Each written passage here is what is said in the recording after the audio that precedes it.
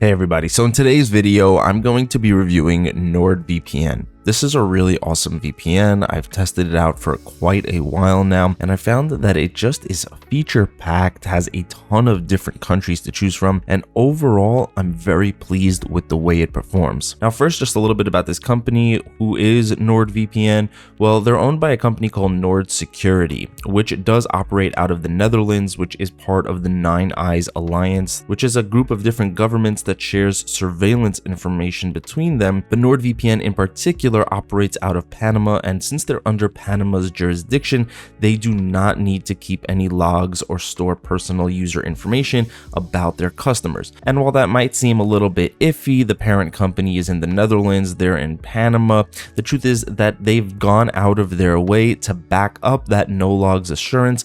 5 different times they've had outside independent companies come in and check out their system and ensure that they really are not storing or keeping any user information. In fact, they use RAM-only servers, and that means that they are not storing any user information because these servers are getting wiped out every time they're rebooted. On top of that, they also use the AES-256 encryption, which is pretty much impossible to crack and is extremely secure. So that's the deal with NordVPN in terms of privacy and security. Now, how does it do in terms of performance? Well, they offer 165 countries to connect to with thousands of servers across those countries, and that's a ton of different options. That's one of the highest number of countries that I know of. Proton VPN, another great option, only has 122. If you want to find out more about some of the other top VPNs out there, some of the competition, I'll have more information about those in the description, but NordVPN at 165 countries is just a ton of different locations to choose from. With all of those different countries, there is a lot you can do with NordVPN.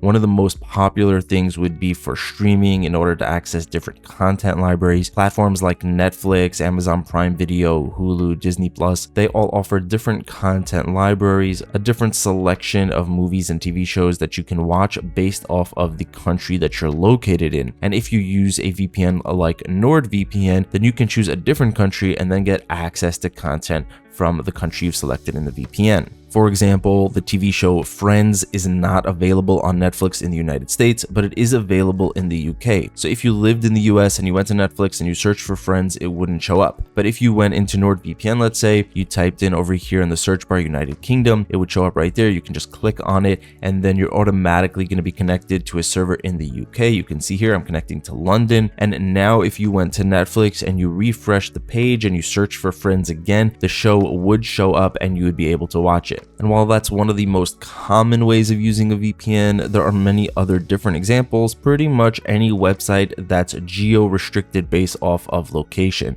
So a lot of cryptocurrency exchanges you can only access in different parts of the world. There are certain games that you may only be able to play or purchase in a different part of the world. All of those kinds of things can be avoided with NordVPN. And I've tested out NordVPN in many of these categories, and it did pretty well. There were certain platforms where I wasn't able to find a server that worked. For example, with YouTube TV, I had trouble finding a server on NordVPN that would actually get me access to YouTube TV as if I was in the United States, but for most other platforms, Nord did very well. In many cases, if these regular servers aren't working, Nord also offers what they call specialty servers, and these are servers that are meant for specific applications. So for example, if you're torrenting and you don't want any of your personal information being shared out over the torrent network, which does happen, other people on that torrent swarm, it's called, can see information about you and what you're downloading. If you want to hide all that but still get the fastest speeds, they have P2P servers.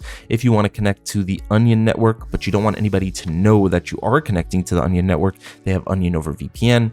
Obfuscated servers works to hide the fact that you're even using a VPN, so it makes it harder for websites to detect that you're connecting to the internet with Nord. And they also have double VPN, which connects you up to 2 different VPN servers and then gets you over to the internet, giving you an added layer of protection and anonymity. Lastly, there's dedicated IP, and this is a paid add-on. You have to pay a little bit extra for this, but this will get you your own IP address. Normally, whenever you connect to the internet, you're given an IP address. You can see the one that I'm using right now over here at the top. This is from NordVPN, and this is a basically identifier. It's like your house address. It tells other websites and computers over the internet where you're located. Now, because you're using a VPN, that IP address is going to change every time you connect to a different server. And for some websites, a lot of times banking websites or apps really don't like that. They don't like to see your IP address changing all the time. It can also trigger those annoying reCAPTCHA verifications, and getting a dedicated IP can avoid all of that. Although, like I said, you do have to pay a bit more for that feature.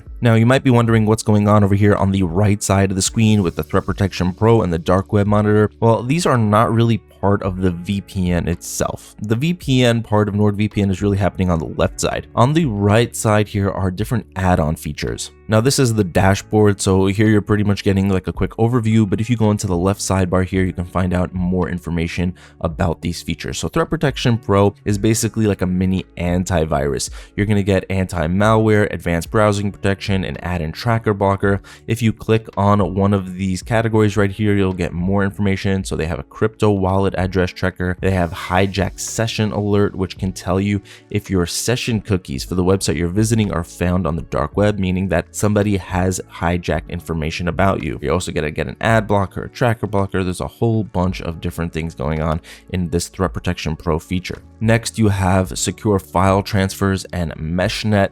Nord was actually recently going to take this feature down, but then there was a big pushback from the community. A lot of people wanted them to keep it. They did not want it to go, so now it is staying. And what this does is allow you to more securely connect different devices that you own. So for things like remote desktop and file transfers, you can do that all more securely with MeshNet. And then they also have over here a dark web monitor, which monitors not just the dark web, but pretty much the internet in general, to see if you've had any personal information like your email address, different passwords, different personal data, all of that leaked out over the internet. And then lastly, depending on which plan you choose, you might also have secure cloud storage. So that's just a quick rundown of what's going on over here. You do have a lot of different settings in NordVPN as well. Again, it's going to take forever to go through all of these because there's just so much. Nord is really feature packed. But just to cover the basics here, you have your protocols. This is how the VPN connects to the internet, and this affects your speed quite a bit. So they have NordLynx, which is their fastest protocol and is actually one of the fastest protocols out of many of the VPNs that I've tried.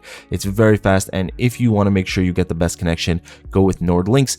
They have NordWhisper, which is supposed to get you through firewalls and restricted networks. I've seen mixed reports about how effective it is, so you can always give it a try and see if it works for you. If you're in a school or you're at work, somewhere where they might have a firewall on the network, you can try NordWhisper and see how it goes.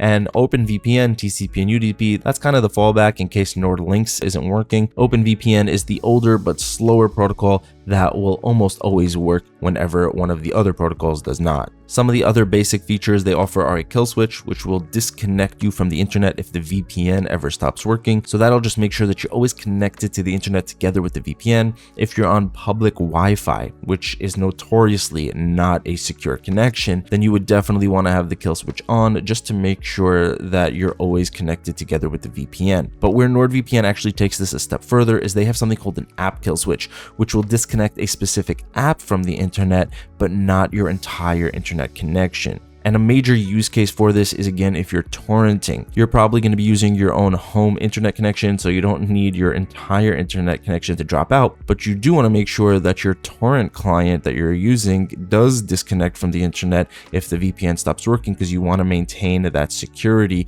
and that protection when you're torrenting. So you can just go into the app kill switch and then choose your torrent client and set that up to disconnect if NordVPN ever disconnects. So those are some of the main settings and features you'll find over here in this section of the application. Overall, I'm very pleased with what they've put together here. It is a very fast, very secure, and just well-working VPN. You can tell that they put a lot of thought into this and just put together a very nice product. I would like the UI over here, the homepage, the dashboard, to be a bit cleaner. I don't like how they have all the different sections cluttered together here. If we take a look, for example, at another top VPN out there, ExpressVPN, much cleaner, much nicer. And personally, my go-to VPN is Express for that reason. It's just a simple choose a location and connect. NordVPN is a bit more complicated, not as intuitive. But that being said, Nord definitely does have a ton more features than ExpressVPN. So if that's something that you like, if that's something that speaks to you, if you think that these features may be useful to you, then NordVPN is definitely a great option to go with.